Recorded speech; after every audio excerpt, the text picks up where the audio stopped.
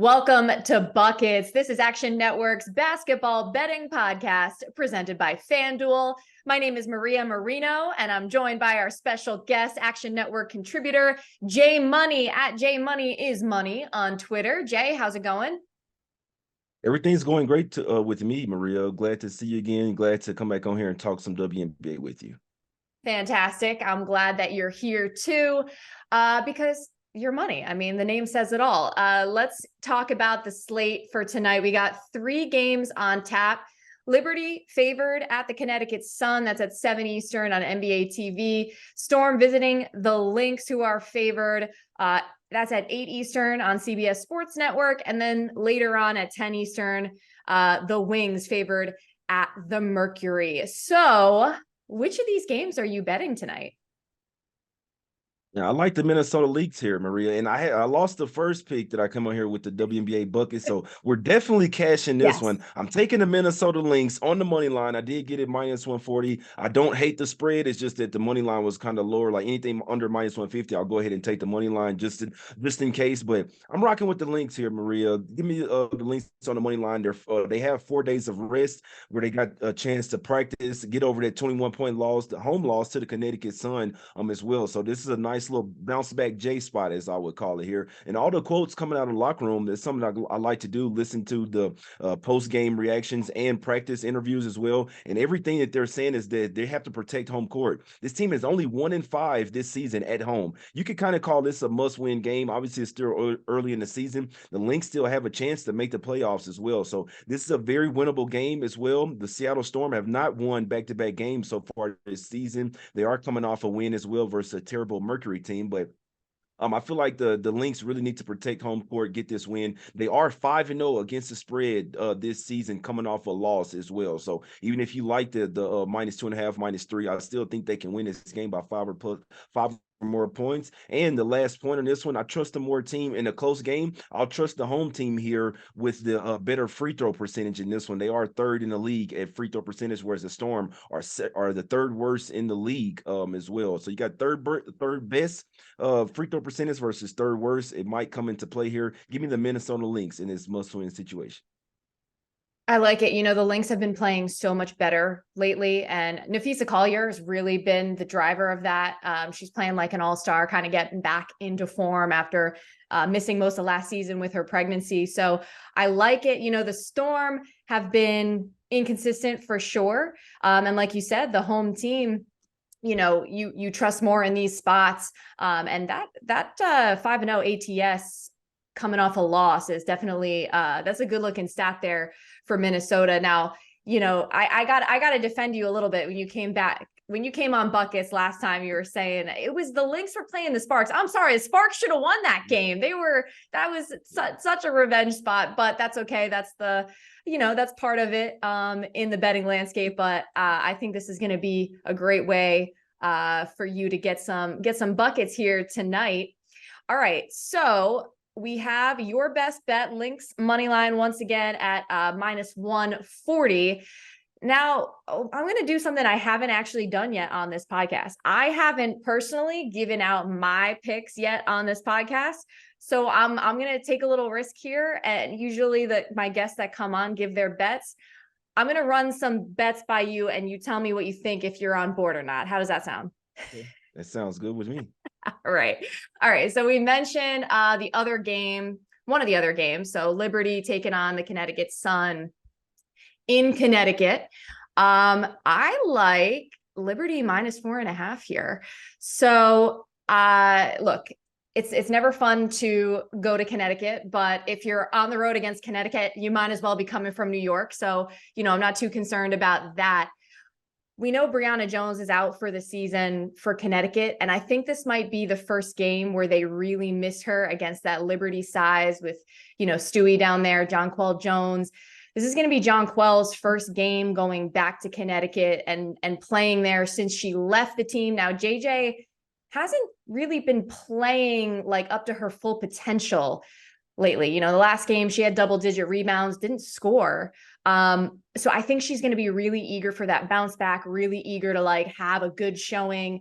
I don't want to say revenge spot because, you know, she was the one that wanted a trade. But I still think, she's not going to want to go into her old building and like play poorly. So I would also say too, the Liberty, sometimes when they stumble, like that next game, they go crazy. So like last week, for instance, they lost to Atlanta. Stewie did not play well, did not shoot the ball well. Next game, they go into Atlanta and they were favored by 7 and just absolutely smoked them. So the Liberty, they've been a little up and down, but they tend to bounce back after losses. Stewie in her last game as well didn't play that great. And she's just not the type of player that has 2 bad games in a row either. So yeah, I'm going with the Liberty -4.5 here. What say you? You buying this? Well, what is a little saying that I like to say, Maria, is that I can't talk you off here. I actually lean the Liberty as well. Like you said, I mean, you said it perfectly. This could be the game where they could really miss Breonna Jones. It hadn't happened so far, playing against a couple of cupcakes here, but the New York Liberty are not a cupcake, and they're starting to play a lot better. We know early in the season they were a good fade, laying those big numbers, but now they're really starting to put things together. Like you said, it's a big game for Jonquil Jones coming back to Connecticut. They usually, when you're playing your old team, you want to get that win there, and so they definitely have the size advantage down low as well. I'd be surprised if the Liberty didn't come out there with the win and cover. All right. Okay. So I got you on board for that one. I appreciate it. And then, looking at the other game on the slate, I kind of had a lean on this one too. So I'm just going to go with it. So Wings -3.5 at Phoenix. I like the Wings here minus the points. So the main thing here is just Phoenix is too banged up. So they got Brittany Griner back, they got Diana Taurasi back, but they lose Sophie Cunningham. She's questionable for tonight. Shea Petty has injuries going on. Who's the other one? Let's see. Megan Gustafson out with concussion protocol. So I just feel like the Mercury are one of the bottom teams in the league already, and they have a lot of these injury issues. Never mind all the off the court stuff. So we know Vanessa Nygaard was dismissed, kind of saw that coming, kind of a tough situation that she was put in, from the jump, being named head coach of that team. We've been seeing this videos of Skylar Diggins-Smith, like getting shots up. Seems like she's starting to work her way back. But like whenever anyone on the Mercury is like asked about it in the media, it's like these cryptic answers. Like, I don't know what the vibe is going on there behind the scenes. And then on the Dallas side, this is a team with 2 all-star starters in Arike Ngumbawale and Satu Sabali. And yet they've lost 5 of their last 6. They're actually 1-6 on the road. This is a road game, but that's tied for worst in the league with Phoenix. Obviously, I think if they're going to get a win on the road, this is a team that they need to exploit and take advantage of. So I just think the Wings suffering some of these tough losses lately, and like, I feel like they're a little embarrassed right now, and they need to go out and get a dominant win against one of the weaker teams in the league that's going to be shorthanded. So Wings -3.5, you buying that? I can't talk you off, Maria. I'll tell you straight up. Like, I don't like to fade a team after they just fired their coach. Like, there's a new sense of energy in the team. I'll tell you straight up, the Phoenix Mercury are the worst team in the WNBA this season, in my opinion. The Wings, they should be a lot better than that. I can't believe that they just dropped back-to-back games versus the Sparks, which one of those games they literally led the whole time, and they had a 17-point lead in the first one, and then end up losing the game by 2-0, and then you lose the second game by 10. So not necessarily sure what's going on with the Wings. Should they win this game? They definitely should. It's just like I usually back a team whenever they fire their coach and they're playing horrible, and their coach gets fired. That first game is like a step-up spot. Okay, guys, all right, let's go. Let's get ready. Let's win this game. So they are the worst team. I made a vow to never even look towards the Mercury's way for the rest of the season, but I just want to put it out there. That is a spot across all sports. That's something that I usually like to back, or I stay off the game. So it's actually Mercury or nothing for me. Okay. So that means nothing. So I definitely hope that the Wings blow them. I don't like this Mercury team at all.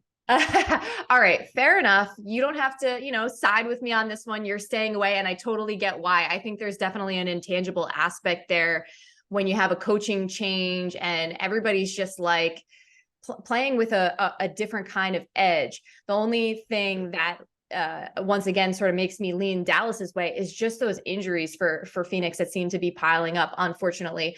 But listen, I appreciate you joining us here on Buckets. It's always a good time. You're also a great follow in the Action app. And by the way, I'm going to actually log my bets in the Action app. So it's a good way to sort of track whatever we have going on. And also for, whoever's listening, to use that as a tool to track your own picks. So check that out. Once again, J Money, thank you so much for joining, and make sure you follow him at J Money is Money on Twitter. Once again, Buckets is presented by FanDuel. We have new episodes now on Tuesdays and Fridays.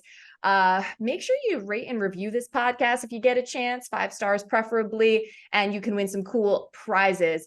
Jay, thank you so much. Anytime, Maria. All right, let's get buckets.